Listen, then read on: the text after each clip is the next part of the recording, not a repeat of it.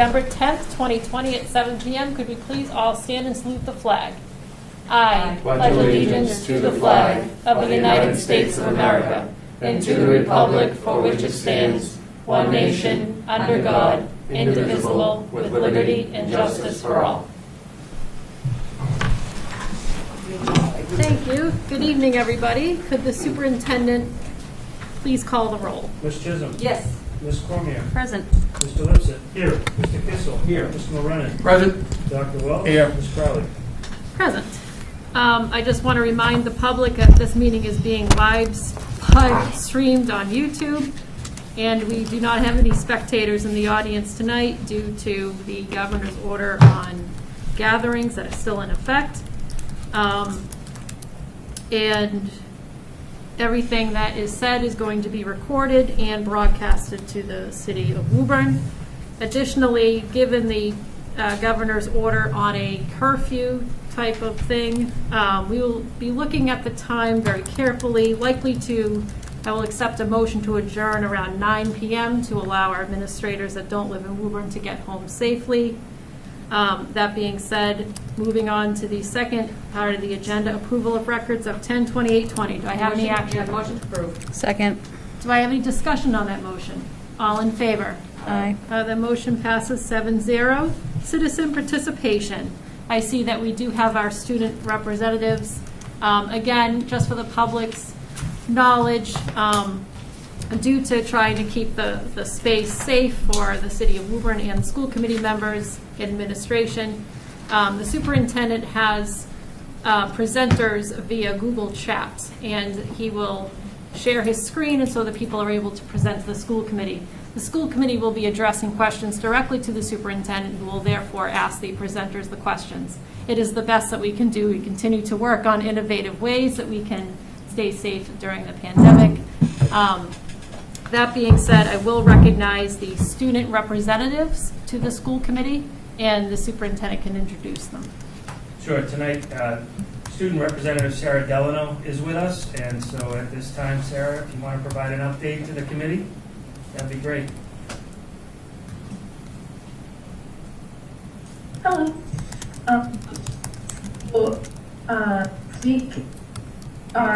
We've started 3 modified ceremonies, the National Honor Society ceremonies for the class of 2021. November 9th, Cohort A got to accept their certificates. On November 12th, Cohort B will get to do the same, and on November 18th, Cohort C, the virtual academy students, will get to come in and receive their certificates, and the Woburn Public Media Center is recording that part where the students get to walk across the stage. And previously they recorded the National Honor Society officers' speeches, and then they're going to put all those clips together so that families and parents can watch the ceremony, even though we couldn't have them come to actually watch the ceremony because of health guidelines. Other virtual ceremonies that will be taking place include the underclassmen awards that were given last year that were announced the week of October 26th. That ceremony will be on November 18th. And the World Language National Honor Society induction ceremony will be on December 3rd at 7 p.m. And that includes Spanish, French, Latin, and Italian honor societies. Recently, student government officers have started reading the Pledge of Allegiance over the PA system in an effort to give a feeling of community among students, given that this is a really difficult time. We can't really see each other even when we're in school because we're wearing masks. So it's nice to kind of get some student involvement and hear that. Fall athletics continue. We're still able to go to practice, even though I think that they're about to close for most people.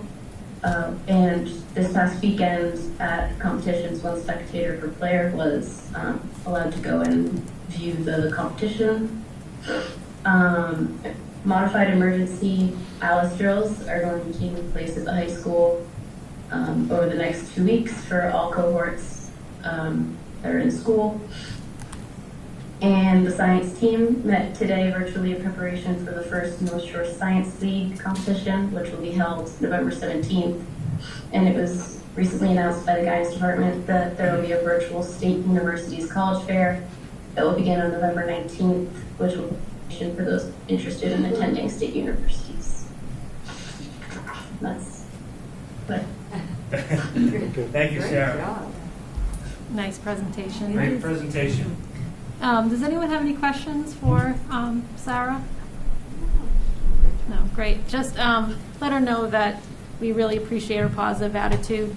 And of course, just remind her that she may stay for the duration of the school committee meeting and give us any input that she feels is regarding any of the agenda items. She's allowed to give us input on her thoughts. Did you hear that, Sarah, at all? Okay, Oh, great. great.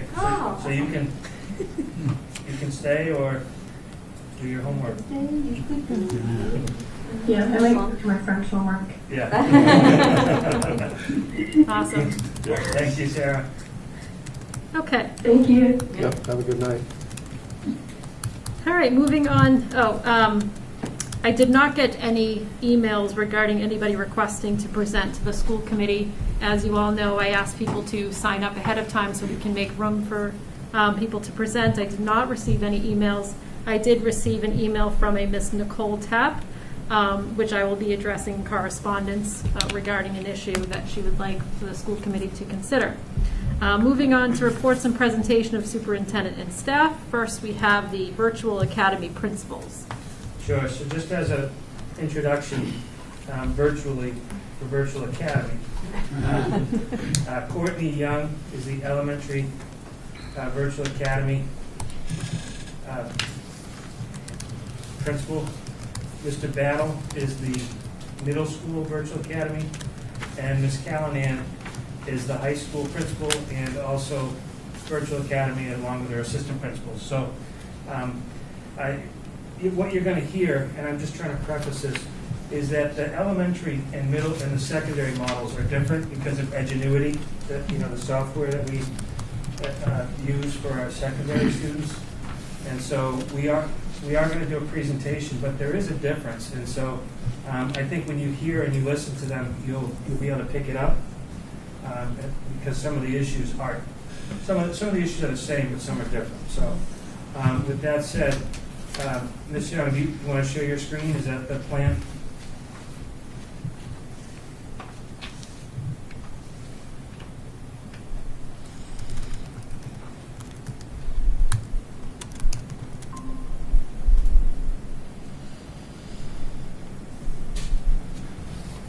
Cool. That work? Yep. Yeah. Yes.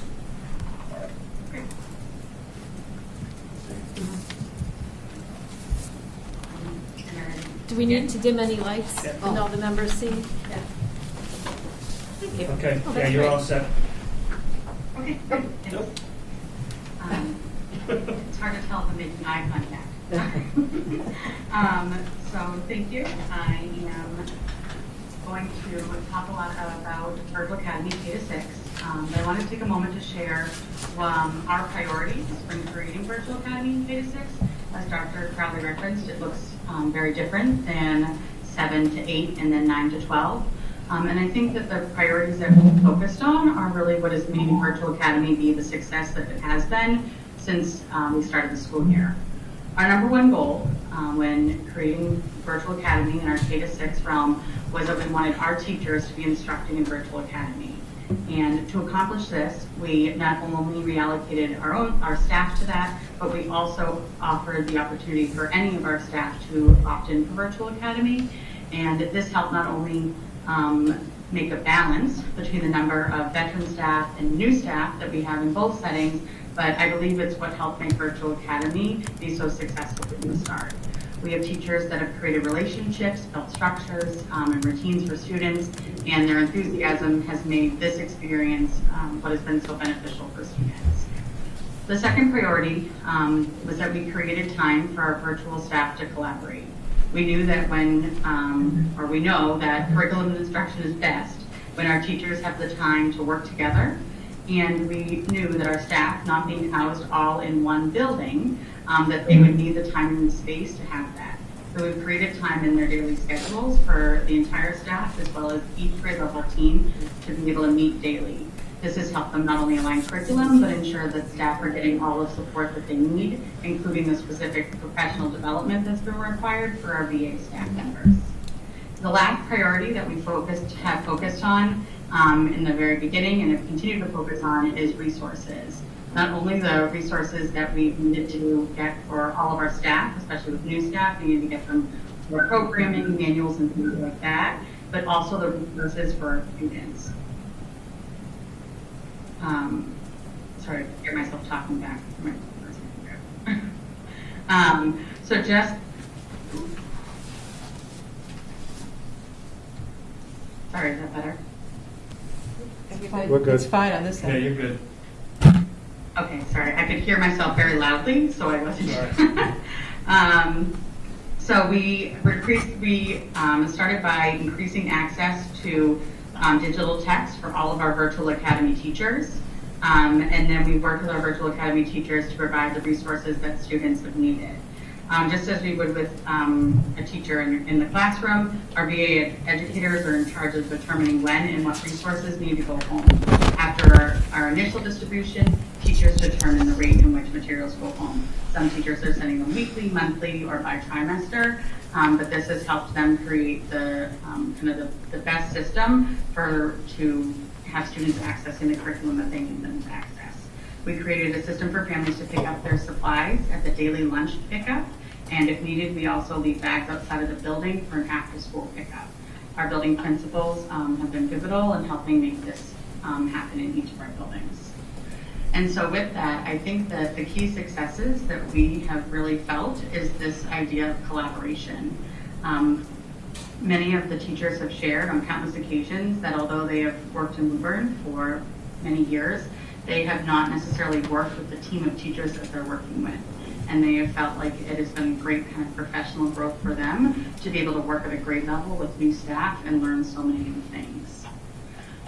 By being immersed in technology, the staff have really felt that they have been able to leverage tools in ways that they know that they will beyond this experience. Our special education team shares how by having all of the student work on the Seesaw in Google Classroom, they're able to get in and access real-time assessment data and use that with students as soon as they come into their small group time, and how this is something that they know will now be so impactful for them even beyond this time now.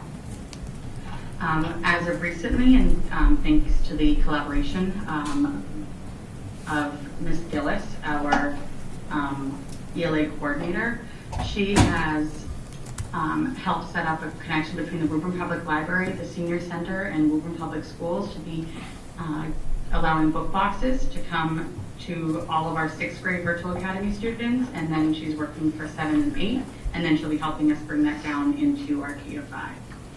And then lastly, our Spanish offering for our grade 6 is up and running or starting to run as we had put a lot of effort into making that coordination happen. We are able to offer one section of Spanish.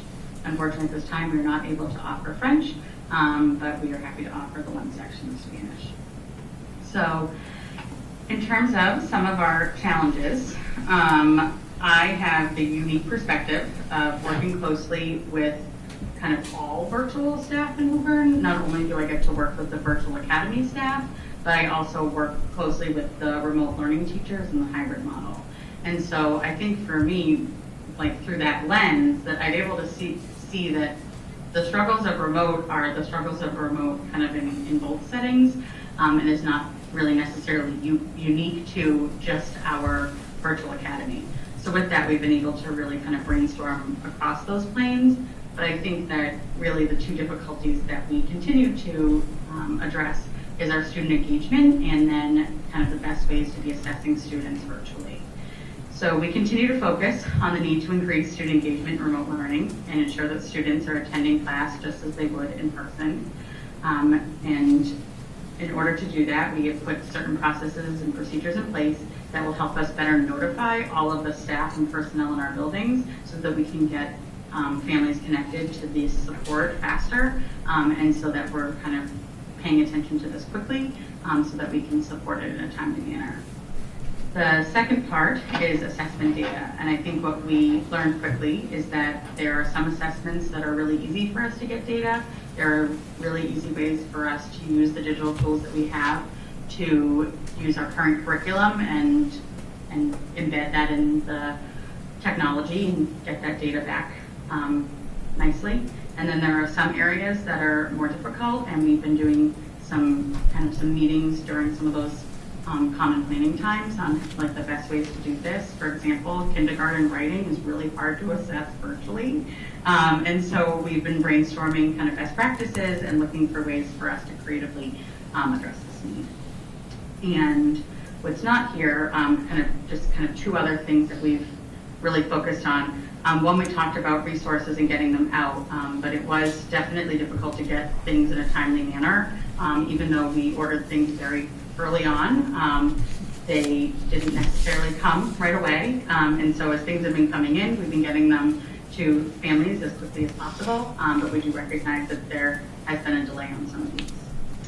And then the last kind of part of this has just been, I think, our biggest lesson learned virtually is that through the process of rolling out Virtual Academy, we really came to realize that looking at Virtual Academy as its own entity was not the best way to support the significant long-term community building that's necessary for students.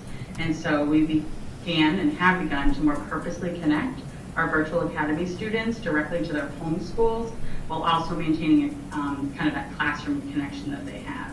So working closely with the entire elementary administrator team, some explicit steps that we have taken are ensuring that school communication clearly defines how Virtual Academy students can engage in school activities.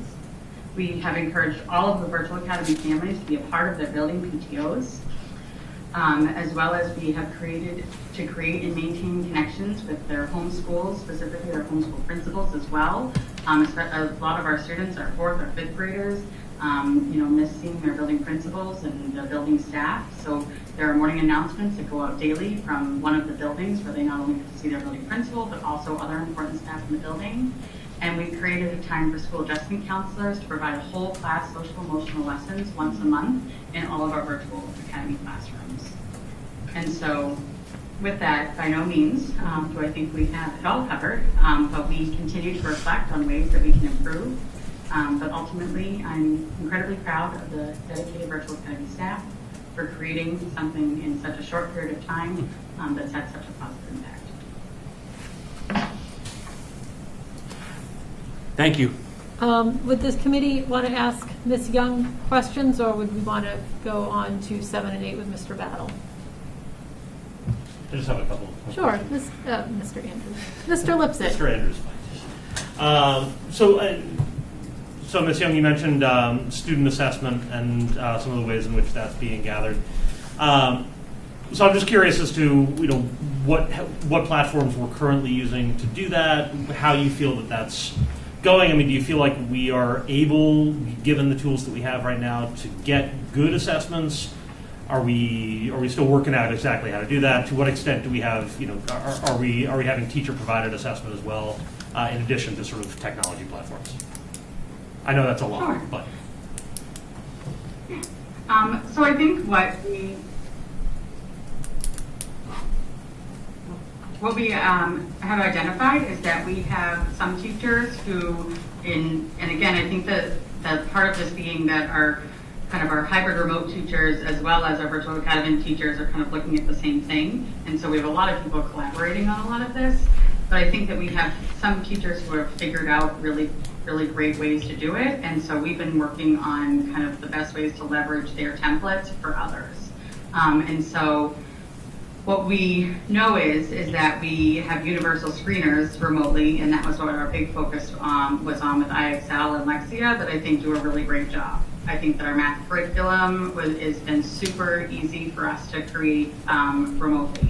I think that our kind of the reading and the writing are not something that necessarily translated as easily. I think there are things that are doable, but I think that it's more of just kind of thinking outside the box than ways that we have.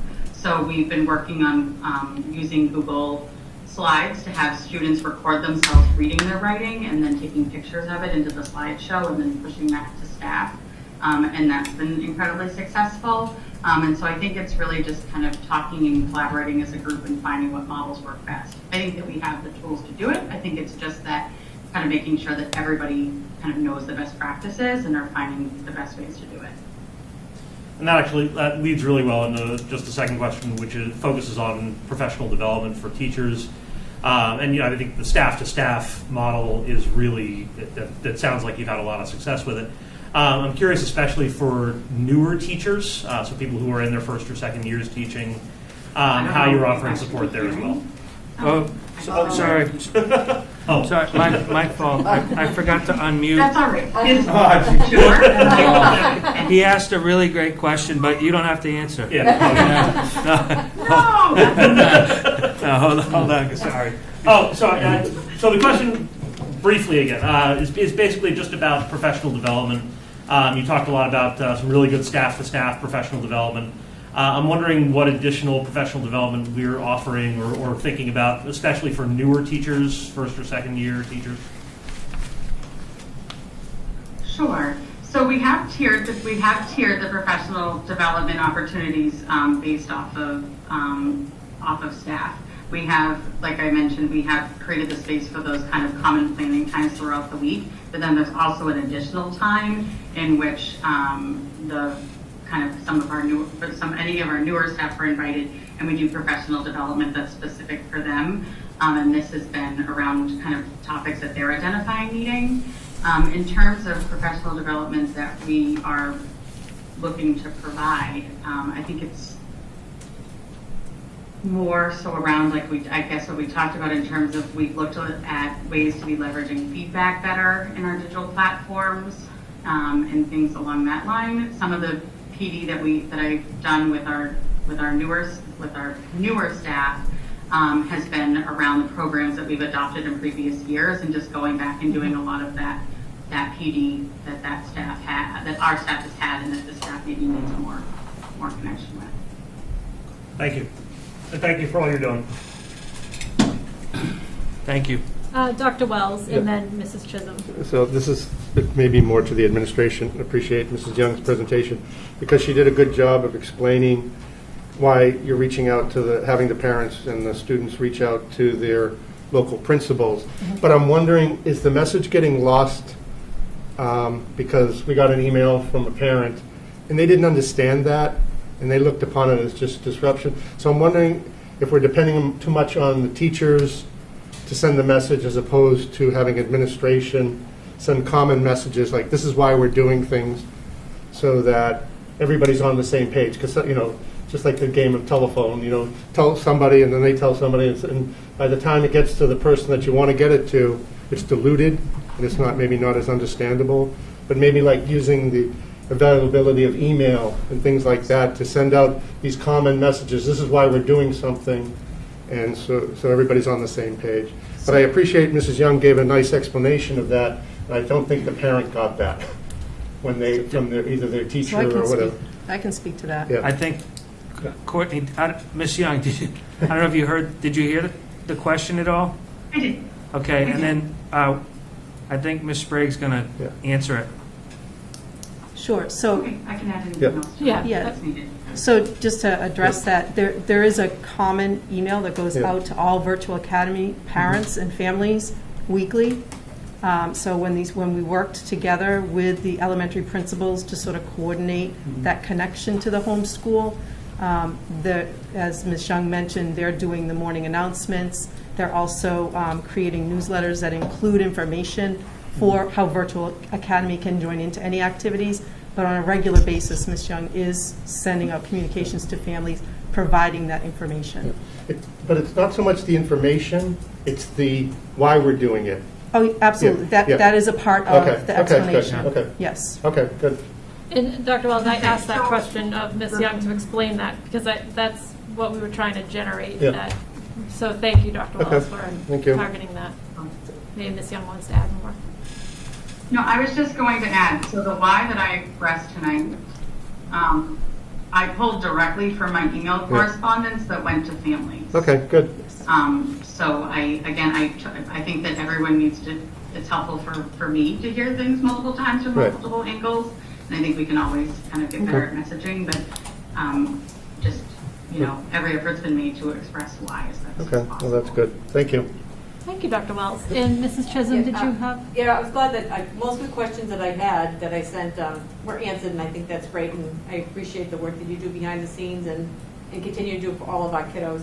And I did have some parents reach out to me, and they just wanted to make sure that you guys understand how pleased they are with what's been going on so far. And they understand that people are working long hours, and when they have something to complain about, they usually get an answer. It might not be one they like, but at least they're getting an answer back, and they really appreciate everybody's efforts and everything they're doing. One of the questions was the logging on and staying on, and some of the parents are concerned about the amount of time that they're required to be logged on, especially for young ones. So I don't know if you have any concerns with kids just fading out and losing attention, because I know even me, when I'm watching something for like an hour, I kind of drift away. Are they having problems with that? Were you able to hear that question? Okay. Just logging on. So there's two parts to Ms. Chisholm's comments. One is she expressed gratitude for all the work that people are doing. There is a lot of positive feedback from people, and so the long hours that have been put in to make this a reality are appreciated. The second question was, particularly at the younger age, kids, their attention span and logging on for long periods of time. Have you experienced any issues with that?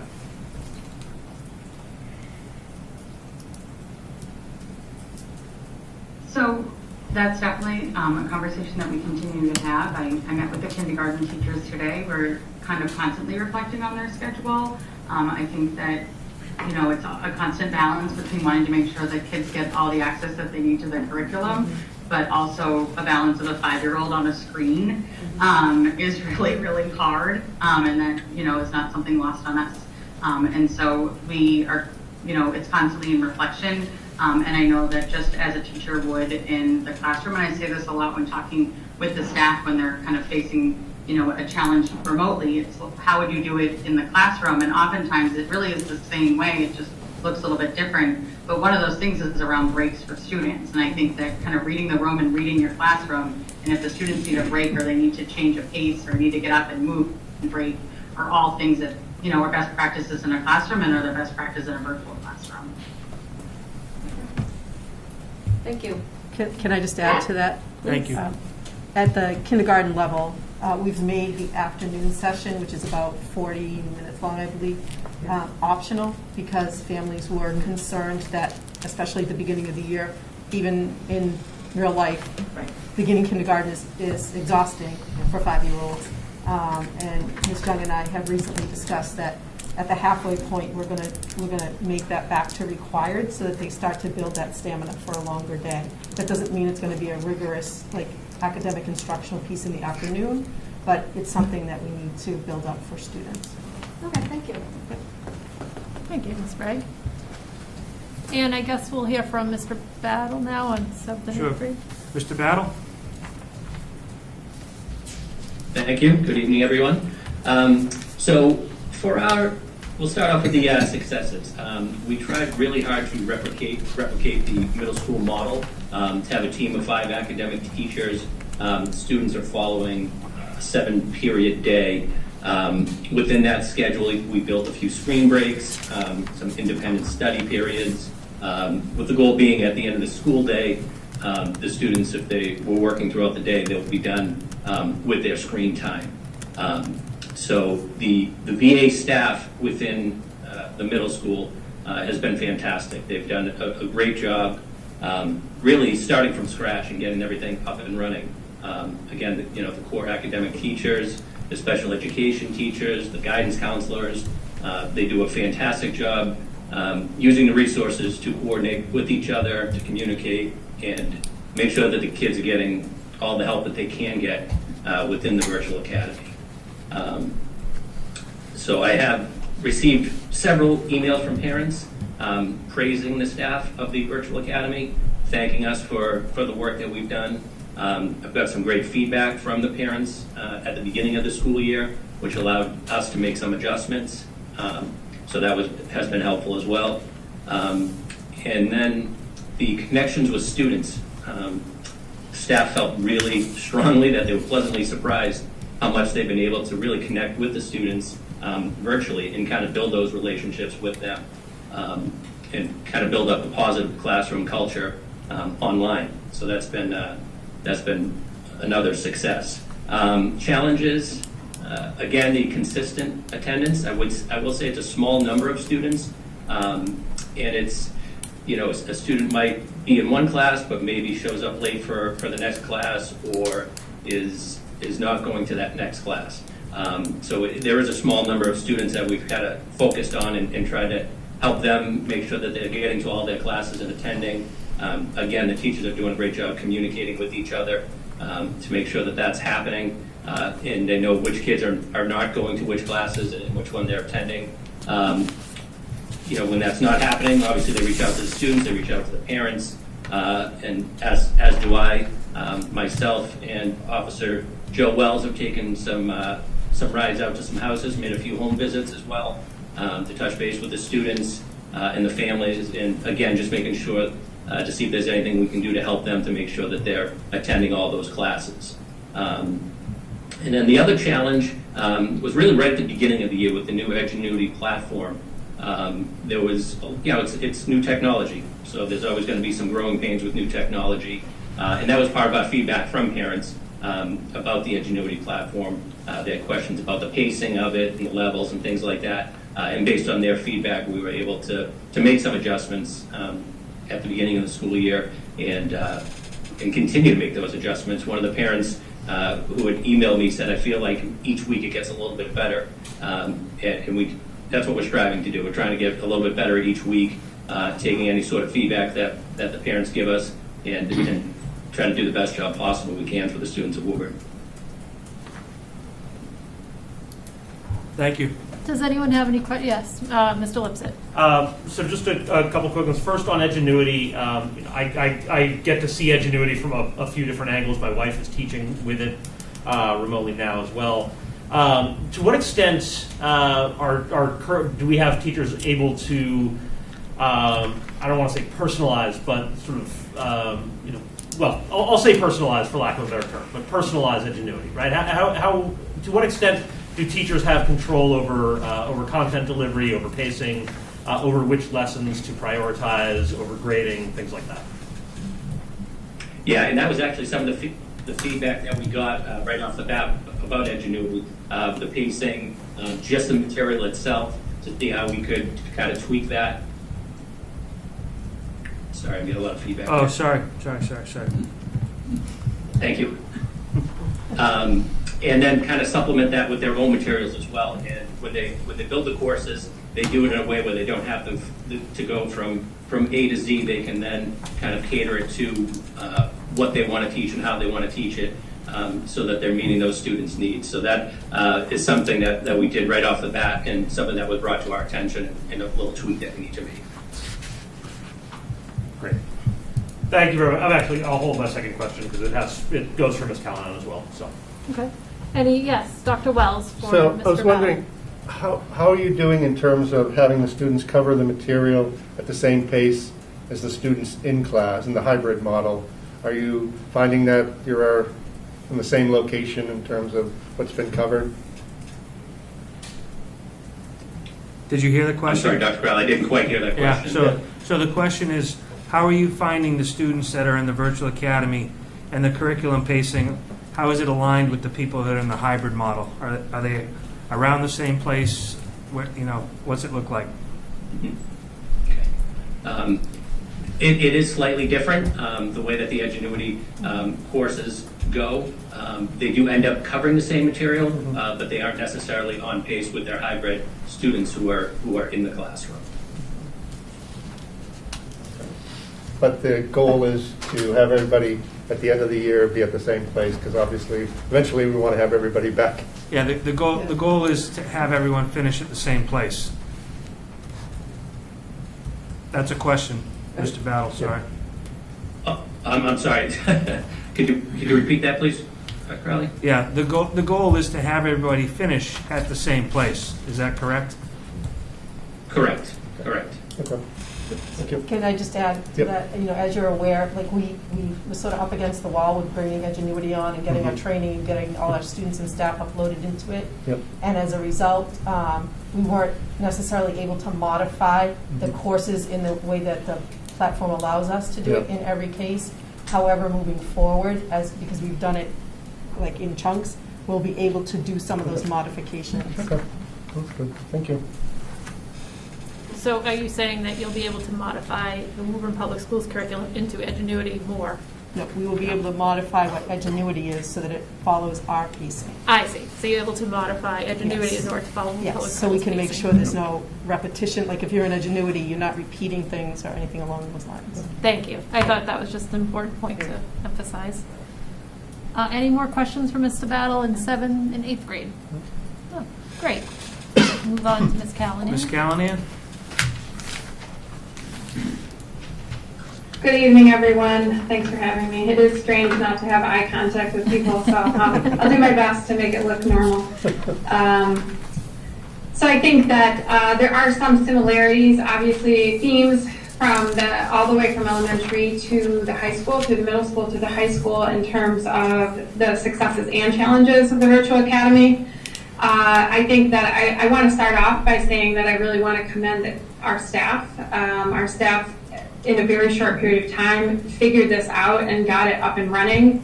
And then in addition to that, guidance counselors, social workers, adjustment counselors, and special education teachers, EL teachers layered in supports so that students could continue to get all of their needs met to the best of our ability.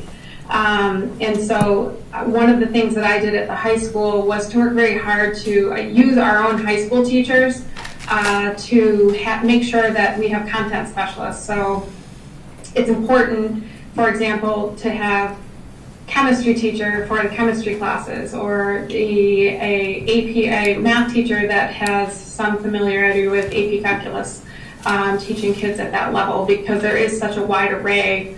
In our math curriculum, I think there are 13 different courses that are being covered right now. So worked very hard to make sure that our staff were content specialists in the subjects that they're assigned and they're instructing via Edgenuity. The Edgenuity platform is pretty user-friendly. I've used a lot of different types of platforms like this in different schools, and I think that they work hard to be and to also be responsive and have positive customer service. So far, I think that it's a pretty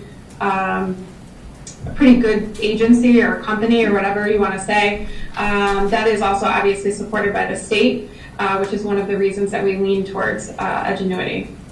I also wanted to say that success is the work that we've done with the IT department, the Woburn Public Schools IT department. Supporting us at every turn to make sure that we can get this up and going, making sure students have devices, teachers have devices, parent information is loaded into Edgenuity. There's a lot that's happened behind the scenes to make this work and have it be in conjunction with the students that are in the hybrid schedule so that they can still have the same grading dates and things like that throughout the year.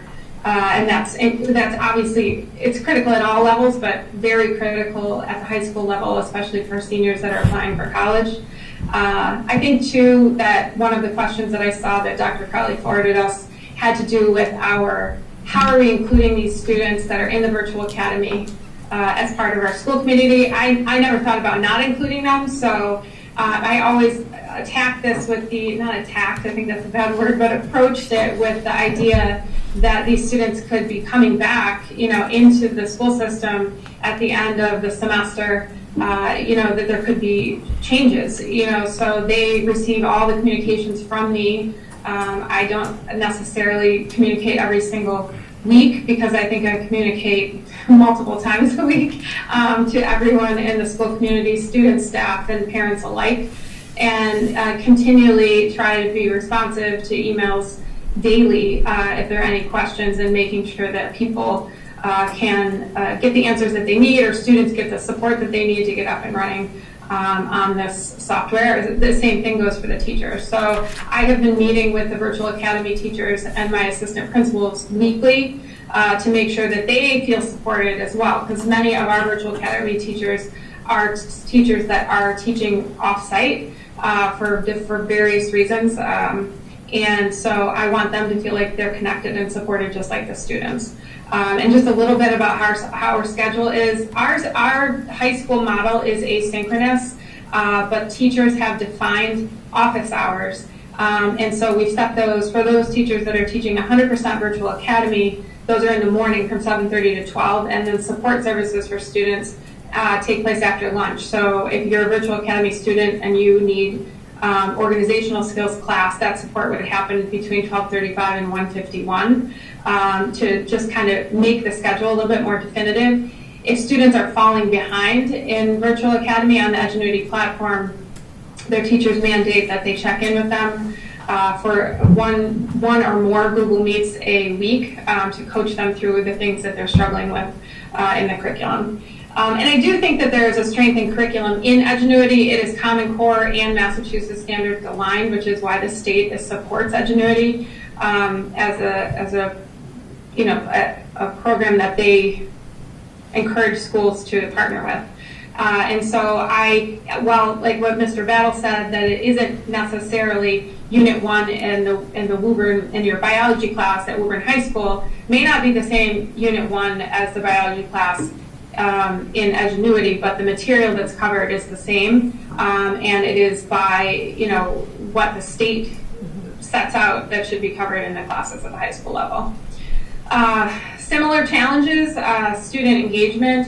There are some students that are not, I'm known for being somewhat blunt, but they're not doing their what they need to do, and they're not keeping up with their assignments. And we've worked very hard with the teachers in Edgenuity to find ways to make the classes accessible without degrading the curriculum, and making sure those students are supported. But just like a classroom, if a student is not doing what they need to do every day, they're not going to pass. And so that is something that, as we approach the end of term 1, I am looking at very critically. And there is going to be a plan that students are going to have to take and parents are going to have to comply with if students are not passing, because I don't want students to lose a term or a semester because they are not getting up and doing their work on a daily basis, because they're still full-time students. So that kind of coupled with the attendance, we've changed a little bit how we've requested student and teacher attendance since the start of the year. We're required to do that. We're required to check in with students daily and make sure we record their attendance accurately. It is very difficult when students aren't with you. And so even in the hybrid schedule, to record correctly the attendance of students that are remote, and the state requires that you record if a student is remote present or present, physically present. And so all of those things have just been growing pains that we're working through, but they're on both platforms. And then kind of how do you define truancy? I thought that was a question that Dr. Crowley forwarded to us. Students can still be truant if they're not present and doing their attendance form daily and not doing their work. So we, like Mr. Battle, have done many counseling sessions, calls to parents, home visits, using our school resource officer, many things outside of the building to make sure, one, students are healthy, fine, and safe, but also that they need to be reminded that they're still, in full-time school. And some schools are some kids are doing an amazing job, others are struggling. And right now we have 126 kids on Virtual Academy at the high school. And then we have 23 kids requesting to move to Virtual Academy, and 2 that are requesting to move away from Virtual Academy and back to hybrid. And so we had set said that as a district, we were going to look at that at the end of the semester, but we'll see where we are at the end of the term. There is essentially a waiting list, and that kind of brings me to my last bullet, that there is a capacity, so there's only so many students that teachers that are the virtual academy teachers can manage, and so we're about at that tipping point, which is why there's a waiting list for students to move from one platform to another. It also goes against what we laid out in the beginning of the year and DESE guidance, and it also degrades a student's transcript if they are flipping from one platform to the next during a term or during a semester. And the only other challenge is there was a limited course selection for valid reasons, like a lab course in science is a challenge when you're virtual, because there's certain criteria for an AP course, for example, that you have to meet, or the College Board won't approve that. So there were some kind of strange things that weren't offered, but I think that we have worked to make sure all the students have a full schedule. They have what they need to move forward next year, as long as they put in the work. Thank you. Any questions? Thank you. Dr. Wells? Yeah, so I was interested in the movement of students, and I don't know whether you're collecting information, why students are opting to go virtual when they've been hybrid and so forth. So I don't know if they're collecting. So the question that was the rationale why students would want to go from hybrid into the virtual. Are you collecting that information? Are we asking the question why students want to do that?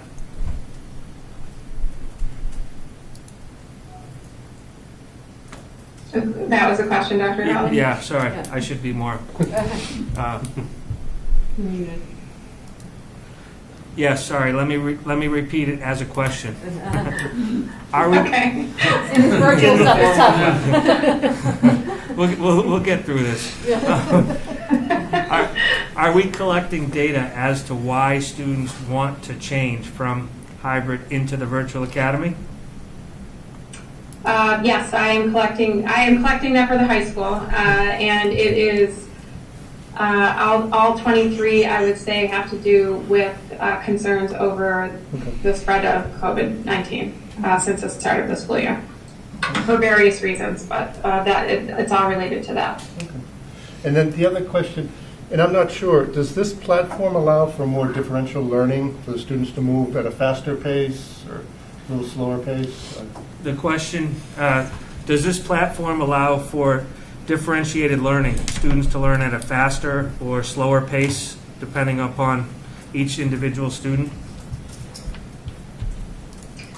So the curriculum needs to be followed from start to finish. However, teachers can, and what I have asked them to do, the Virtual Academy teachers, is look at the classes that the students were scheduled in prior to going into Virtual Academy, and they can modify assignments or take certain assignments out, or skip things since they are content teachers, if they know that in our Woburn Public Schools chemistry course this topic is not covered, then they will eliminate certain assessments and things like that. So there are different types of assessments. There's more traditional assessments, and then there are performance tasks.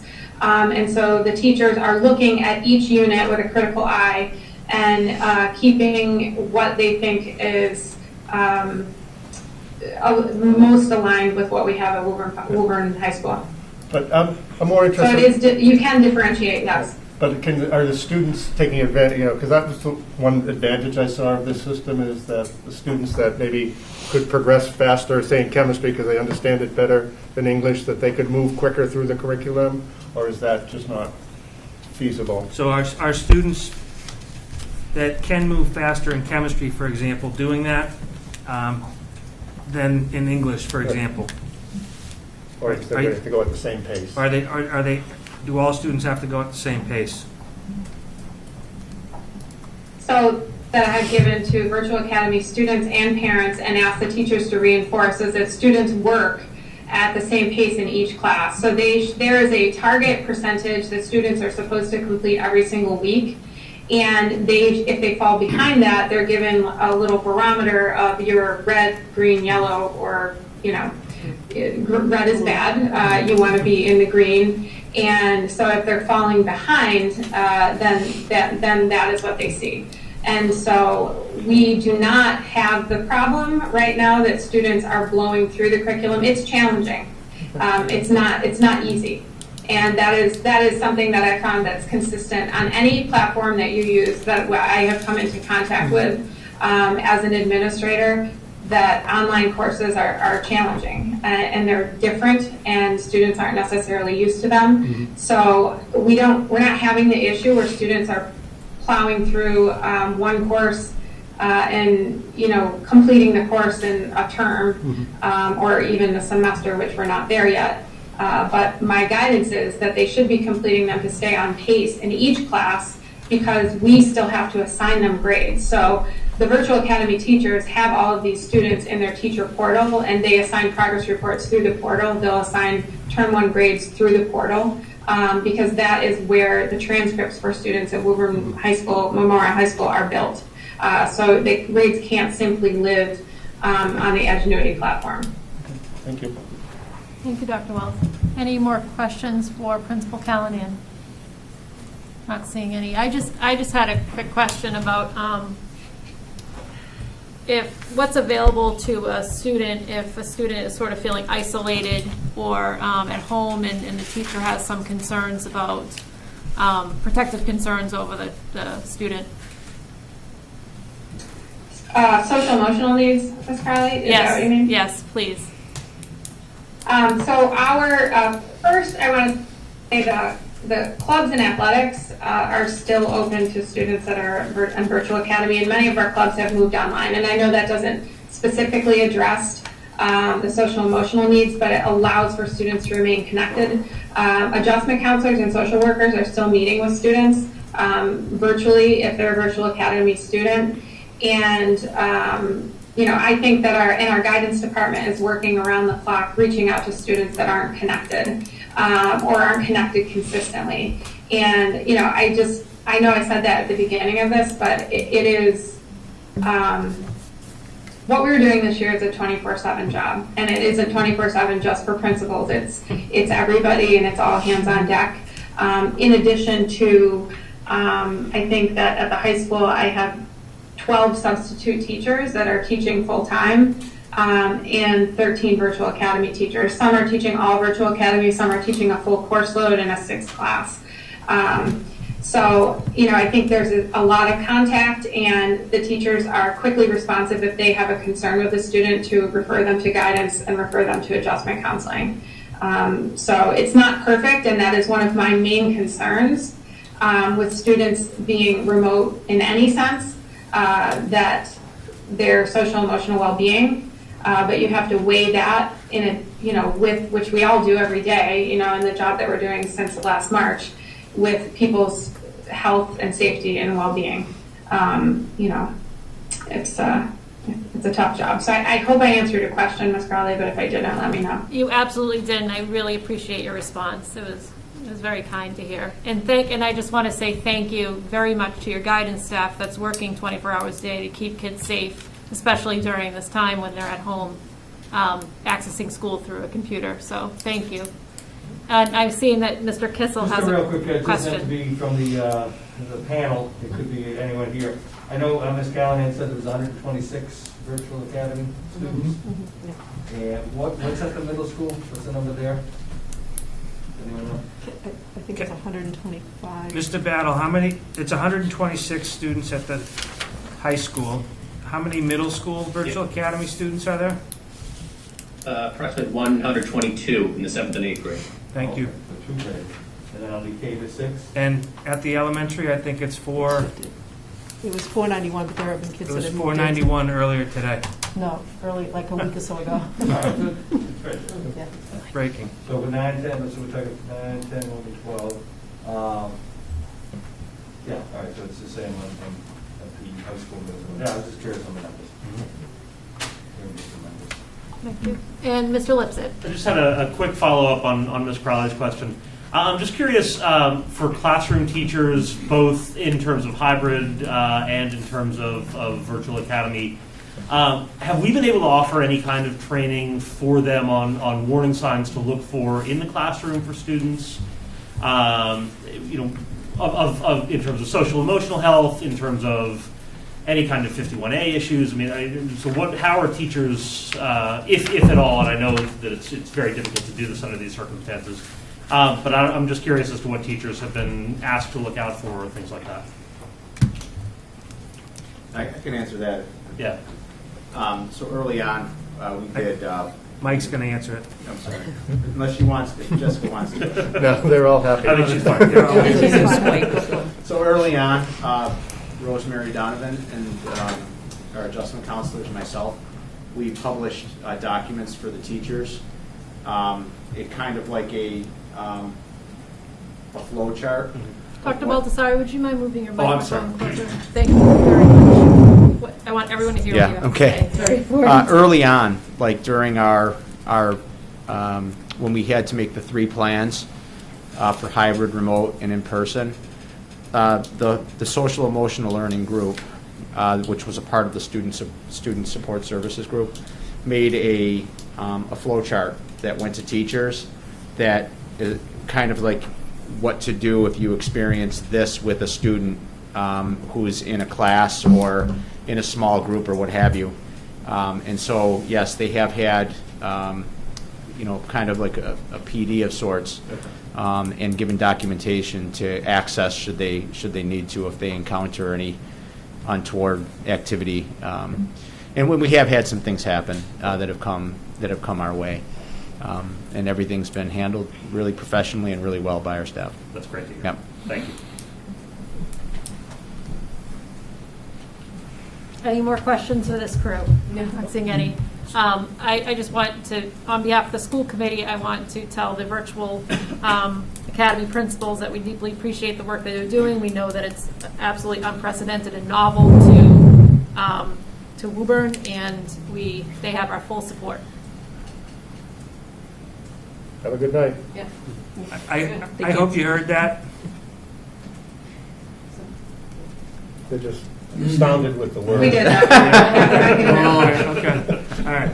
Well, Thank you. And thank you all. Thank you. And I do appreciate the presentation, because when essentially it was early August when I think about when we started thinking about what this would look like when the state mandated that we come up with these different models. And we're in our 8th week of hybrid and virtual academy, and I think we're doing a great job. And it's a tribute to the leadership team, but to the teachers, the staff, the support staff, and the kids. So to think of where we are in early November as to where we were in early August, to Ms. Callahan's comments, a lot of sleepless nights, but I'm really proud of the work we're all doing together. So thank you. Bye. Good night. Bye. I just had a question to the administration. Sure, Dr. Wells. It was sort of answered by Ms. Callahan about that the state, this really is the one the state's pushing. Are there other platforms communities are using? Because I was just wondering, Yeah, so we had the state. The state offered us a couple. It was Florida Virtual Academy and Edgenuity were the 2 software packages that we could choose from. And then the TECA is one of the online and Mass Virtual Academy. And so both of those were at the secondary level, but the choice there is you would essentially pay those online schools to educate your kids. So we made the choice to choose Edgenuity and then use our own educators to do that. so other communities, some of them using those other models? Yeah, so actually, I could speak to a little bit. I think it was a Wednesday or Thursday when the state came out and provided us with these ideas of what the choices were. And by Monday, a couple of them were sold out. We had to make a choice really quick. Okay. So the 2 online Massachusetts schools were full almost immediately, because I think if you had the money, it was an easier choice for some districts to just do that.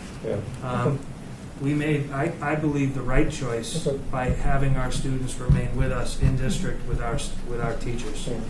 Thank you, Dr. Crowley. I think that's the word was outsource that Yeah. we heard bouncing around. No, I was just curious in Dr. case Wells. we have to continue this next year, but it's, whether we'd have to evaluate where we're at, but I think, it sounds like you've bought into this and this seems to work best for our community. Okay, thank you. Thank you, Dr. Wells. And Mr. Kissel. I have a real quick question, just on numbers. I think the population about 4,800 or so are in that range. But it looks like about 15% of the students are remote, based on the numbers I just saw. I think it's, yeah, a little higher. A little higher, okay, it's right around that. Do you have a reason why you think it's only 126 in the high school with 4 grades? I mean, I think during the surveys and things, did anyone comment, about why they would or wouldn't go? I don't recall that there was any specific comment about it. It was, as Ms. Callahan said, it was more around COVID-19 and concerns about coming in contact with that. Well, I'm saying that the high school is only 126 for 4 grades, Correct. whereas the middle school, 2 grades. I don't believe we asked that question in the survey as to why families were choosing it. We just asked what they would choose. So, Likely more self-choice in the, with the Good. older With population. the older, right, Yeah, that's the older, right. I mean, Right. the student choice plays Yeah. in probably. A little more hands-on with the courses and so on. I mean, as you heard our student reps the last time talk about how challenging Wednesday is because it's a full day that they're on their laptops going from class to class. Yeah. I think that a lot of students had that experience last spring and knew if it would work for them or not. Yeah. Is that similar to cohorts out there and other communities? I know it aligns with a couple local communities Yeah. that at the elementary level especially are heavier with the virtual academy. Yeah. What we did see statewide is a decline in kindergarten enrollment. Both hybrid and Yeah. virtual. All right. Just one. Thank you. Oh, good. Okay, moving on to the superintendent's goals for 2020-2021 school year. Okay, so these again are draft goals and for your approval and consideration. The process, and actually before I get started, this has been a question of teachers and like how can we have evaluations this year? And the reality is DESE hasn't changed any of the regulations, and we're held to this accountability, and so that's where we are. And so they're SMART goals, the same way that everybody in the Commonwealth is supposed to design SMART goals: specific, measurable, actionable, relevant, and timely. The process to I'll talk through them. I did really genuinely think about some of the goals for this year as it relates to where we are in the world, because it's different. And then the other thing that I want, and I'll speak to it again, is I was looking for some kind of a through line or alignment between my goals, the other assistant superintendent, the leadership team, and teachers, because really, the goal for the Woburn Public Schools is to educate all of our students in the middle of a pandemic, and to do that really well. And so, I'll speak to some of the alignment. You have this presentation digitally as well. So the DESE Superintendent Rubric is a great resource for all of us to look at, because it provides different examples of proficient, exemplary, as it relates to superintendent and any district-wide administrative performance. And the types of goals that I'll talk to, generally, we're asked to come up with 2 to 4 district-wide goals, a student learning and professional practice goal. So this is just a screenshot of the rubric. As you all know, there are 4 standards, and instructional leadership, management and operations, family and community engagement, and professional culture. And then there are a series of indicators. And so the way that I've done it over the past couple of years is provide draft goals for your review, and then provide evidence to support the goals, and then as it ties to each of these standards. this is something that I felt was important to talk about, is that we do still have a strategic plan. I know that we are in a pandemic, but we've worked hard over the past few years to align a lot of our work and core mission to our strategic plan. And so one of the things that we did when we started in August, and Dr. Baldessari just alluded to it, was we broke into subgroups, and his group focused on equity. Ms. Sprague's was curriculum instruction, and Mr. Alcanada professional practice, which aligns exactly with our strategic plan. And so while we weren't explicitly connecting the work directly to the strategic plan, we were doing that. And I think one of the things that, again, when I think about this year started really in March, but in July, a lot of the decisions and work that's happened over the summer is aligned to the strategic plan, and I want to make sure that we celebrate that and document the work and decisions that were made. That being said, the last bullet here, reassess and revise, because we are in year 3 of a strategic plan, and it is good practice to look at to see if there are things that are missing, or things that should be added or taken away. And so, as a result of COVID, I think it does present a unique opportunity to take a closer look, because we certainly had to pivot in March our attention, but I don't want to lose sight of the work that we've all done to get to this point. Bullet 2, it didn't make sense to me. Oh, I'm sorry. So one of again, these are the district objectives were equity, curriculum, and professional practice. Yep. And so one of the things that I think is important for me is to make sure that I'm checking in as it relates. I think progress necessary, monitor progress, maybe you switch the words. Oh. Well, that's sort of an assessment thing, progress monitoring. Oh, okay, Yeah, it's not an English speaking thing. It's an education thing. It's It's education, like, not totally different thing. I don't know what the verb is. Is it monitor? Is it kind of both? But So to your, progress is Okay. active. So that's that type of thing, okay. so it's checking in to make sure. Okay. Sorry, yeah. Took that class online. Stop trying to make sense of things, Dr. Just wait till you see the acronym. Dr. Wells, pay attention. That's good. Thank you. And then, again, I could have had a district goal for each one of these. Vaccine. The district goal is COVID-19, and I'm not sure how to really capture it. But it's been a challenge. You heard Ms. Callahan talk about it, and I think we've all felt it in this room. But as the superintendent, to provide effective leadership, support, and communication to everybody, to all stakeholders throughout the school year, as it relates to a pandemic. But we're also educating students, so there's things to celebrate. Yeah. And so, that being said, some of the key actions and key things that I'm thinking about, and I could be missing things, I'm sure I am, but we've prioritized the health and safety of everybody. And so here we are in week 8, and I'm so proud of that. And I think we're going to stay in school, and I'm so proud of that. And a lot of things happen to make that work, but prioritizing the health and safety of staff and students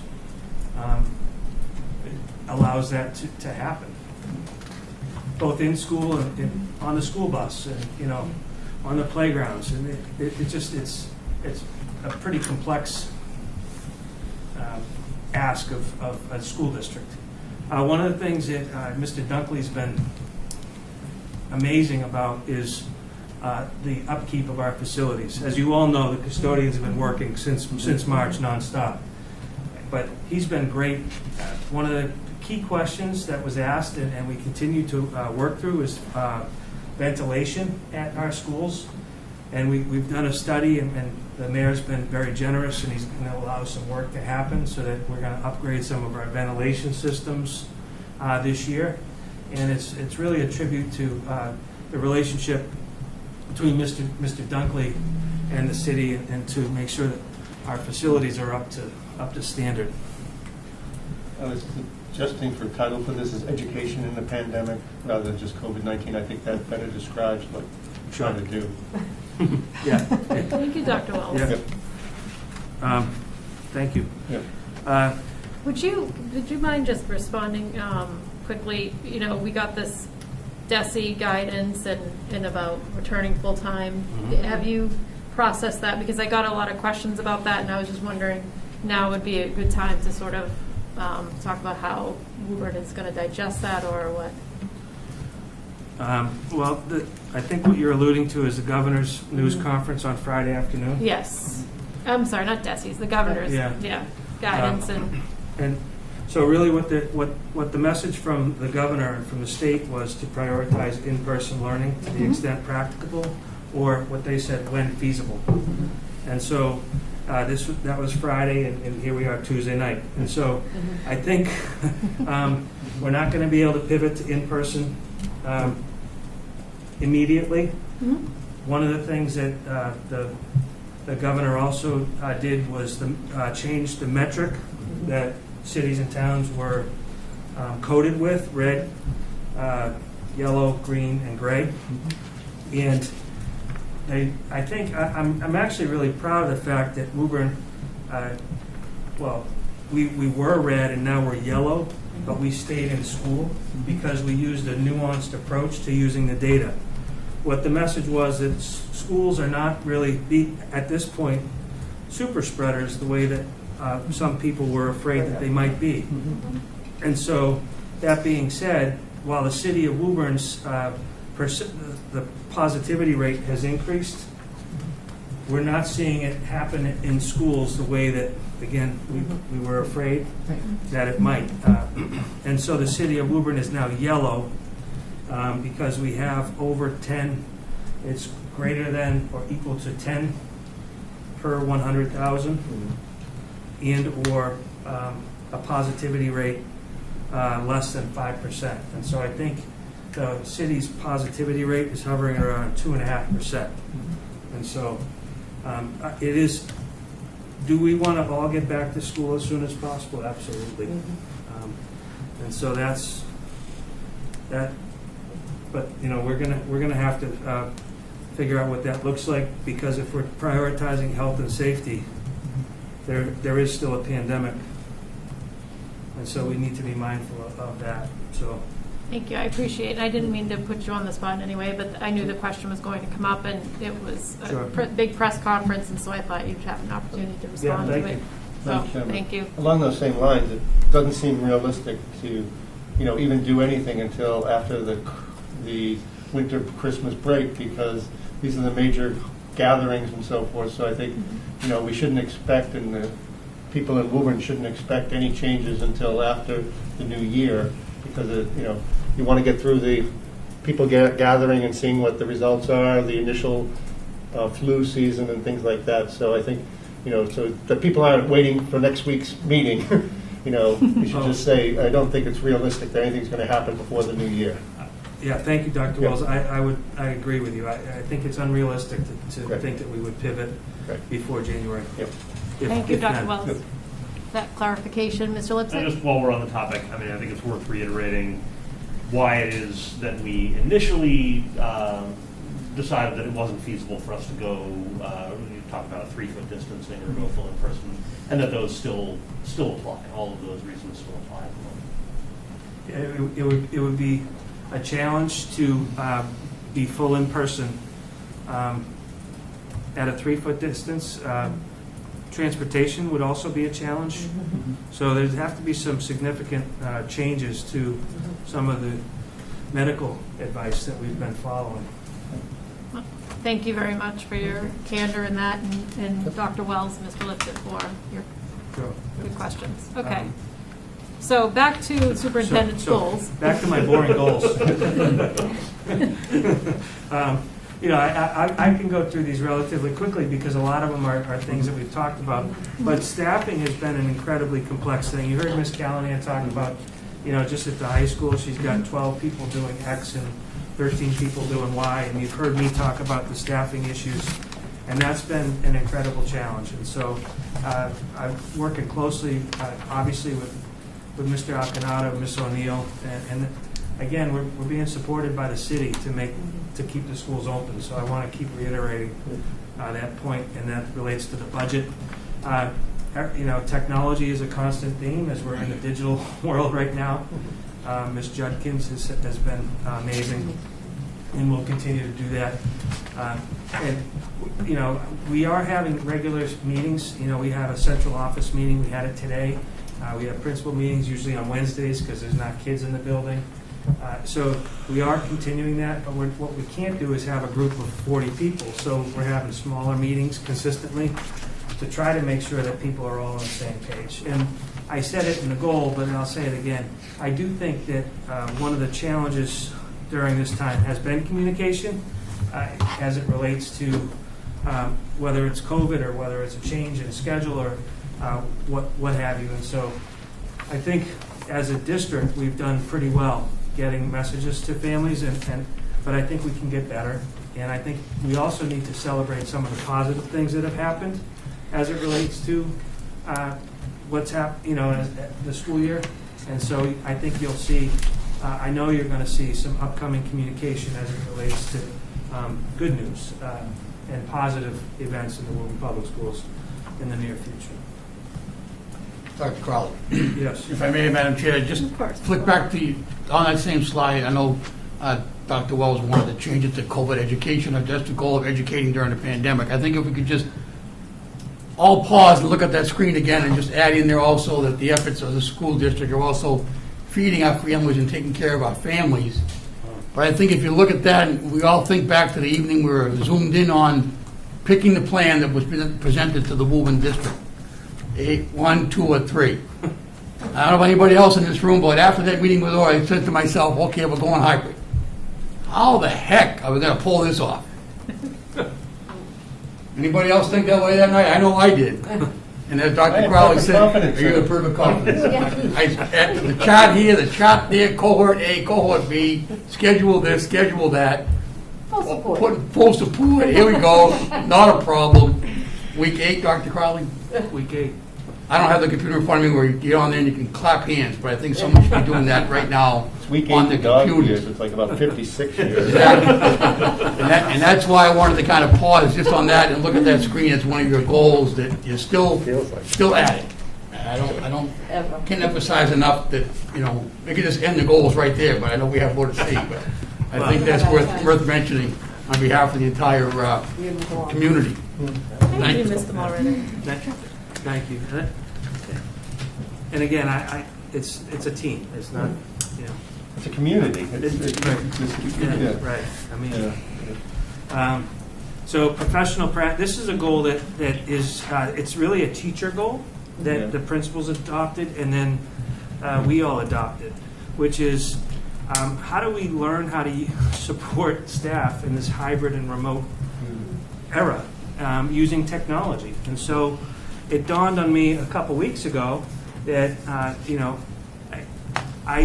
we've been talking about Seesaw and Screencastify and all the and I know some of them, but I don't know all of them. So we started doing PD for administrative team so that we can make sure. I feel like we should walk the walk, and so the participation in ongoing PD. We're asking. We do have a tech cohort, so it extends beyond just Jen Judkins. There are people that can train us, but we were all in a training on Screencastify and Google Slides last week, and it's going to the advanced Google Classroom is coming up, and but it's exciting to learn along with teachers. And so Mr. Litt, you talked about PD, and it's nice to actually go beyond COVID, and because I do think that some of these technology platforms will outlive COVID. Yeah. Dr. Wells. This is where I sort of have to disagree a little bit. I thought, as superintendent, you should have an overview, but I don't expect you to know the intricacies of things. And I'm not clear to me that this is the most important goal you should have as a superintendent, to learn how these platforms are. You have staff that can advise you on this, and so I was a little concerned about this goal here. So I have another professional practice goal Yeah. as well. Yeah, no, Yeah. but I, you know, that was just my thought when I was reading it, you know. I know you're an educator by birth and by training, but now you're a superintendent by appointment, and you have different responsibilities. But as I think about how to conduct meetings remotely, or Yeah. to push out information to Yeah. people, I feel like, you know, I'm open to. Yeah, feedback, that's just my right, opinion, yeah. but committee can weigh in. Well, we also don't want you to get overwhelmed, putting too much on your plate, Right. and not being able to achieve it, Right. and feel that that's a failure, so we don't want that to happen. Right, because you can hire somebody to run the Zoom meetings. I don't expect you to. Whoa, hiring somebody. Budget, people, budget. Well, this is COVID-19. Dr. Wells. If I could Okay, add- so just to, Yeah. so Dr. Wells, you're sort of disagreeing with the professional practice goal. Okay, thank you very much, and Ms. Chisholm seems to have echoed that. Mr. Lipsett? Just to add a different perspective on that, you know, speaking from the perspective of a classroom teacher, I looked at this and I applauded in my head, just because I think, especially given the gauntlet that we're all going through here, you know, people who are in the classrooms or on the screens delivering this education daily, it is really isolating, and it's really easy to feel as though you don't, as though administrators don't necessarily understand what you're doing on a day-to-day basis and how hard it is. So to see, you know, administrators taking their time to really understand the technology, to really understand the difficulty in shifting how we're doing education to work with some of these platforms in the way that we're doing. To me, that's real leadership, and I really appreciate it from a classroom perspective. Thank you, Mr. Lipsett. Thank you. Looks like we're going to have a robust discussion on professional practice goal. But the other, Be something that can't be achieved. Yeah, and go against. no, Because I think there's so many things on your plate right now, I just don't want you to add things that would necessarily be a priority. yeah, I'm not going to take over Jen Judkins' job. but A hit stop would be good. But I appreciate what your point of view. But one of the things that I do think about as a superintendent is the fiscal reality of all this technology. And so, you know, as a professional, you know, analyzing the budget, and I think Mr. Alcanada is going to nod in agreement. Absolutely. Because He hasn't you even know, said anything yet. we- He's already nodding. I like it. But we've made significant investments both in hardware, in the Chromebooks, and then in the software. That I think, you know, there's a lifespan to the Chromebooks. So I think as we think about with all this new technology arriving, it's exciting and new. But if we don't think about it a year, 2, 3, 4, like there's a lifespan to all of this. And so we're going to have to make choices as it relates to budget. And so I think it's important to at least have an idea of what's working and what isn't, to the extent that I can. Okay. Dr. Wells? Yeah, so in my thinking about it, I would be more willing to accept if you spent time looking at software, things that could help you be a better administrator, things to run the school system better, you know, maybe understand, you know, budget, things like that. Again, I think you have Ms. Sprague, who should understand the software that teachers are using, so she can give you the information you need to evaluate that. But if something like that, again, it's just how I view your position. And Okay, so maybe Dr. Crowley would revise the goal to Yeah. take into that feedback, or and Yeah. also Mr. like, I have no Lipsett's problem with you being updated, you know, saying, Mr. Lipset, I understand that as a leader, you should know what your staff is doing and the troops are doing on the field, but you don't have to be an expert at it. No, and I will not be. Yeah. I won't be. Good goal. Good call. I'm not going to. Exemplary. Footnote, I'm not going to be an expert. Okay, so And you last, can't get the 4 or whatever. Yeah. No, I genuinely, I understand and I Okay. appreciate it, and Jen's job is safe. And, All right. but This is a rollover goal from last year, my professional practice goal. So this is the last year of the new superintendent induction program that I'm part of. It's year 3 of 3. So those of you that have been here for some time, Chris McGrath has been serving as my mentor, and so I still reach out to her quite a bit as things come up. She's actually been really helpful because she's tied in at the state level with some of these things that come up, like Friday's announcement, for example. And all of our meetings, we used to go out to Westboro, but now it's all by Zoom. But it has been, really a good experience. We do some readings and then discussion, and it's also an opportunity to meet other people doing the same job. So this job can get a little bit,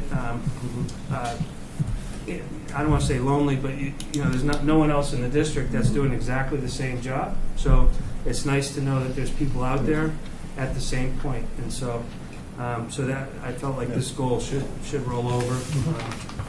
And then the last goal is the student learning goal. And again, without data to go from last year as it relates to any standardized testing, it became sort of a question as to how do you measure student learning. And so what I'm thinking about is making sure that we have the collaborative structures in place to provide support for teachers. You heard Ms. Young talk about that. But also to have regular support for administrators so that they're able to support their staff and support the teachers. I meet with the principals regularly. I met with Mr. Nelson and Ms. Boyajian today, walked around their schools. So those kinds of things I think are important because their job is, our job is really, it's so complex right now because you have the social emotional colliding with the academic. But we still need to advance the academic and so understanding those challenges and trying to make sure that we're allocating resources to meet those needs. I think Dr. Balasari alluded to that earlier with Ms. Donovan. I think the supervised learning centers is an example of, again, resource allocation to meet some of these needs, the social, emotional, and academic needs. The professional development, that questions from before as it relates to staff. And I think the principal support of staff, and one of the things we're finding, or I'm finding, is that we're all in the same storm, but everyone's in a different boat. And so in any building, if you have 20 or 30 or 40 staff, people are at different points and managing things. And so trying to make sure principals have the support that they need to manage things, both on the social, emotional side for staff and students, but for themselves. And so that's something that we're cognizant of, I'm cognizant of, and I believe, success will be measured in June if we have a successful academic year and students are making academic progress. So those are my Great, my thank goals. you. So I'm hearing that members gave feedback to Dr. Crowley. Maybe he should go back and revise that one goal, and then we can Change the have title on the official other one, approval please. at our next meeting. Yeah. Mrs. Chisholm gave some feedback regarding sort of the breadth of it, and so maybe we could, Sure. and then if any member has any further questions or commentary, they can just direct directly to Dr. Crowley, and next meeting we will have a approval, Thank you. and I'll hit the gavel Yeah. too. Yes, Dr. Wells. I didn't expect it for a goal or whatever we're going to call it, but there's been one thing that's transverse multiple superintendents is this middle school evaluation process. So it was actually one of my goals last year. Right, yeah. And because we were making progress on it, Yeah. I have it on a rough draft of this because I'm still aware of it. Right, okay. That's all I want, just awareness. Yeah. I didn't expect it to be here this year. Yeah, because I didn't Okay. feel like it was going to be Right. feasible to. Yep, no, that's fine, just awareness. Thank you, Dr. Wells. And hopefully there are things that we can learn from the experience we're Right. going through now that can inform that process later down the line. Right. Yep. Thank you, Mr. Lipson. Okay, so that concludes that topic.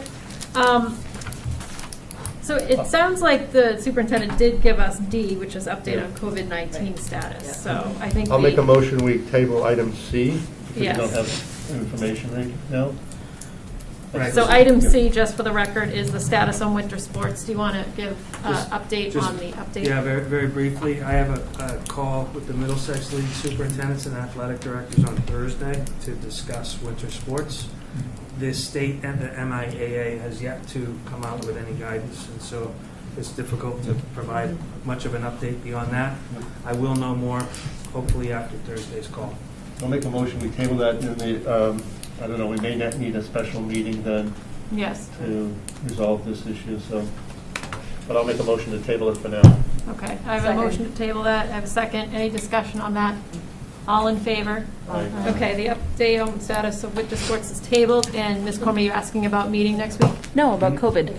How was testing on Friday? Oh, testing on Friday. No staff tested positive. Okay. How many tested? There were 109 people that tested. That's great. Very good. Is there a second? No, that's a Thank you. 0%. So what date's coming up? So the next testing for all staff will be on this Friday. So it's at the high school and through Armstrong Ambulance. And if any staff are listening, you enter in closest to the door by the football field, and that there's a long hallway so people are able to socially distance, and the testing happens right outside the athletic director's office. So in one door, out the other, and Excellent. Thank you. Thank you. Thank you for asking that, Ms. Cormier. Any further questions for the superintendent before I close out this issue? All right, we're at 8:30. Let's go. Finance Subcommittee, Mrs. Chisholm. Yes, we did meet on November 5th at 3:30 here at the Joyce Conference Room. Attended with Superintendent Dr. Matt Crowley, Assistant Superintendent Bob Affanata, and Patty McKinnon, school committee members, Andrew Lipset, Dr. John Miles, and myself. We sent over questions prior to it, and we received answers, and I am going to attach those to my minutes so people will know actually that we are asking questions and getting answers from the administration.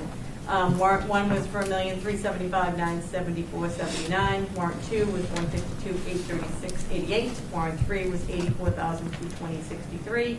Warrant 4 was for $451,349.70, and warrant 5 was $70,520.8. I'll make a motion, we approve the list of bills. second. Any discussion? Second. Okay. Any discussion on that motion? All in favor? Aye. That motion passes. Yep, and we did discuss some line items on the balance of accounts. The guidance counselors at the high school, and at this point in the school year, they were extremely high, but Bob, do you want to address that? Sure, yes. So when the budget was created, the guidance counselors were included in the line items of the high school teachers. So So actually what will happen is the student adjustment council line item is running really high because I've chosen to take those guidance counselors and post their salaries where they should be. So the teacher line item will run low, student adjustment counselor line item will run high, and it will wash at the end of the year. We have enough appropriation for those salaries. And then there was just one other item where the high school did not budget for dues and seminars, and was cut from the budget last year, but it's a contractual thing, so it needs to be, so that's 100% over, but it's something we'll just make sure next year is actually budgeted for. And we spoke about the transfer roll collection agency. Patty and Andriana are still continuing to collect, and we're down to about 50 cases, and the debt is about $23,000, but we understand that in this pandemic, we're not going to be sending out a collection agency to anybody. But I don't know if that's something that you want to even talk about, Mike, or anything like that. Well, we do have, as far as the collection agency goes, we do have a contract that it's, the way it works is by the number of cases that they have to attend to. It's a 2-year contract. We have 50 cases that we can, we can use them for. It is going to get to a point where the outreach has reached its maximum, and we have exercise due diligence, and that we, at some point, we will have to, make use of them. There are situations in which we have no reason to believe that a person is being affected or impacted by the pandemic, and that's why we're just communicating at such a high level. But it's very possible that we will be implementing. We hope that when people aren't paying for lunches, that they can somehow do something at this point. But that's, in the future agenda items, we're going to do the legal bills, and speak about that, and the COVID grant expenses is something else we're going to be talking about. Yes. And we adjourned at 4:15. I'll make a motion to approve the balance of accounts. Second. Any discussion on the motion? All in favor? Aye. That motion passes. Mr. Kissel. Mr. Kissel? The question on financing, I guess, is, since we're in that topic, the 3 positions, that we're here tonight talking, is that, I don't know, maybe that came up earlier, is that an additional position? Is that a pullback of what their duties were and additional duties? Or? Second. You were preparing for the wedding. Yeah. I missed that discussion. Yep, I did. Can I ask who else has subcommittee minutes? Ms. Cormier, who else? Okay. Resource? No. Nope. Personnel? No. Nope. Curriculum? No. Policy? No. Okay. Student Service and Achievement, Ms. Cormier. Yes, we met on Friday, November 7th at the Goodyear. And I didn't pay for Adobe, so hold on. In attendance were myself, Mr. Kissel, Mr. Mulrennan, Maureen Ryan, Dr. Balsari, and Julie Cotton from CPAC. We had our SPED update, and as always, Maureen is very busy, and she said we've accomplished quite a lot in her first year. There is obviously a lot of work still to be done, but they're doing a lot of cleaning up, clearing out, implementing new systems for records and transcript requests going forward. Staffing is still a challenge. They're slowly hiring the right people, making sure that they are the best fit. And there are some great subs in place for the leaves that we have currently, and they've done really well. She says the kids are amazing. They're getting them into schools, seeing them smile. They're getting a lot of structure. They're happy. They feel safe. The culture in the classroom is very positive, and it's really nice to walk through and see that, she says. I had asked about mask, how the kids are doing with the mask, especially in cohort C. She said that they're doing as well as she would expect. They're spread out more. Some people are double masked. They're still working with a lot of the younger kids on proper mask use, but continuing to reinforce and working with the parents to create that culture at home. And regarding the pandemic with grants, they're updating and improving things overall, so things are easier to clean. As we mentioned before, the projectors that we'll be obviously continuing to use after the pandemic. For SSA, we have the tiered focus monitoring was submitted. The Department of Ed is visiting in February to review auditing materials. The Ed stability audit started. That's regarding the highly mobile students, so military and homeless students, etc. Weekend and vacation learning has started. There are still some positions to fill for that. Similar to the Tanner Closet at the high school, they're looking to implement something at the elementary schools and middle schools, although some do have their own now, but Katie's Closet is going to be coming in. Katie, yeah, and the middle school doesn't have what we were talking about. They have, there's access to food, but not some of the other types of items and support things that we would be looking at. Yeah, so to sort of make it more streamlined and bring it all to the same level, Katie's Closet is coming in to discuss. We're going to have Yeah. For English language learners, there are some concerns. We spoke last time about the attendance, especially for the VA students, working on connecting with the families with Erin Cooper, Adriana Mendez Sheldon, and the principals. There is the FEL monitoring, former English learners.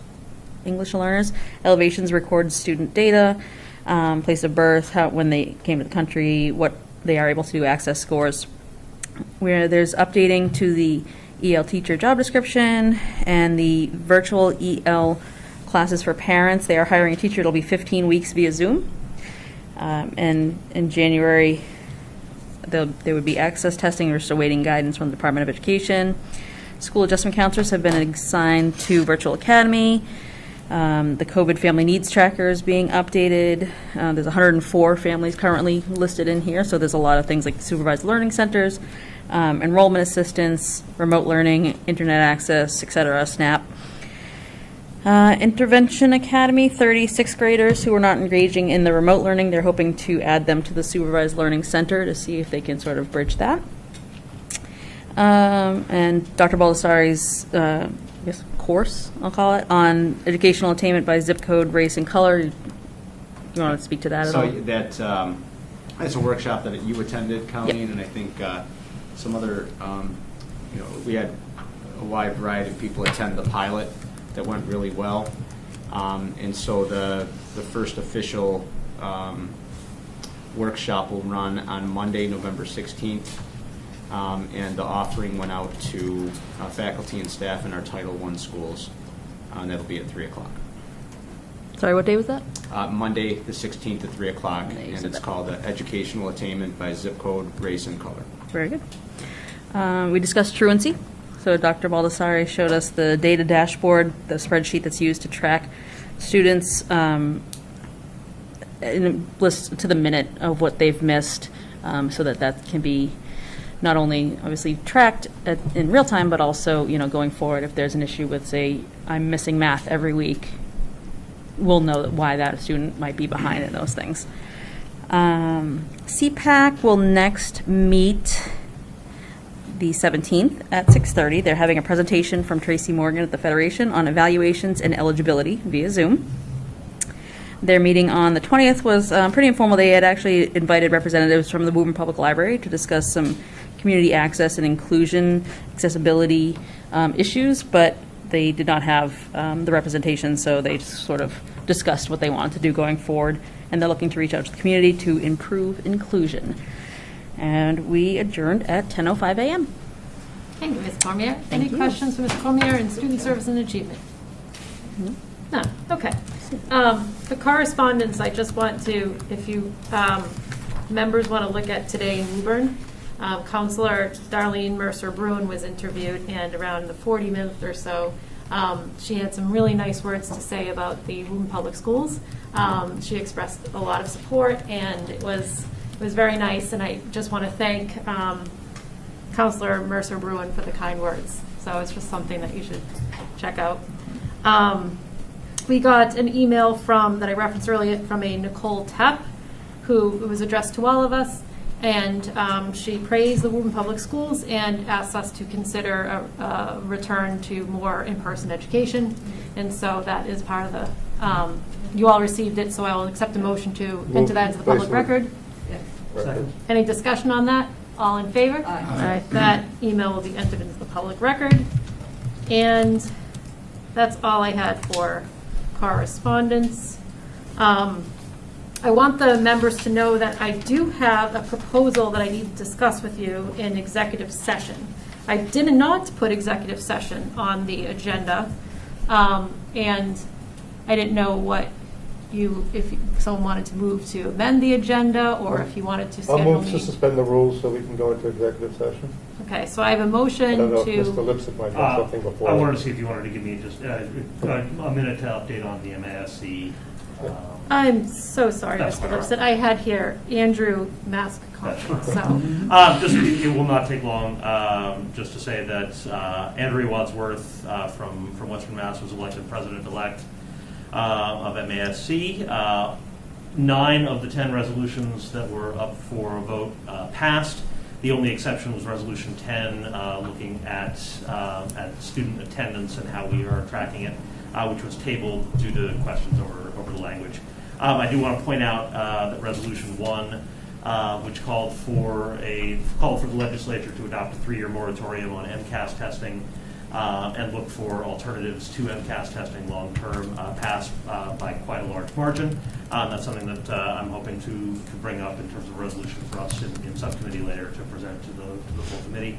And one that I love personally, Resolution 4 on encouraging the legislature to pass legislation making it easier for individual municipalities to lower voting age for municipal elections to the age of 16 passed. And I think in large part it passed because a school committee member from Cape Cod, who was 19 years old, spoke very, very eloquently about the need to improve political engagement among youth. And I thought it was great. I loved hearing from him, and I'm very, very pleased to see that passed.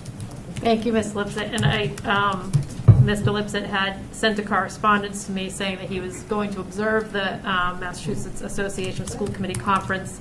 And so I really appreciate you reporting out on that, keeping us informed.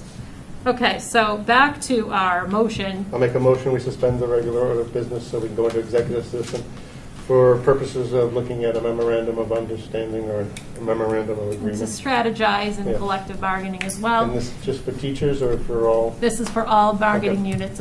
Yeah. Okay. Before we do with that, though, can I just say course, that Mrs. tomorrow is Chisholm. Veterans Day, and I just want to wish, Mr. Mulrennan a happy Veterans Day, and all the veterans that are out there, that they have a wonderful day. Thank you, Mrs. Chisholm. Happy Veterans Day to you as well, Mrs. Chisholm, and your son. Okay, so do I have a roll call vote on the executive session? Please. Ms. Chisholm. Yes. Ms. Cormier. Yes. Mr. Lipset. Yes. Mr. Kissel. Yes. Mr. Mulrennan. Yes. Dr. Wells. Yes. Ms. Crowley. Yes.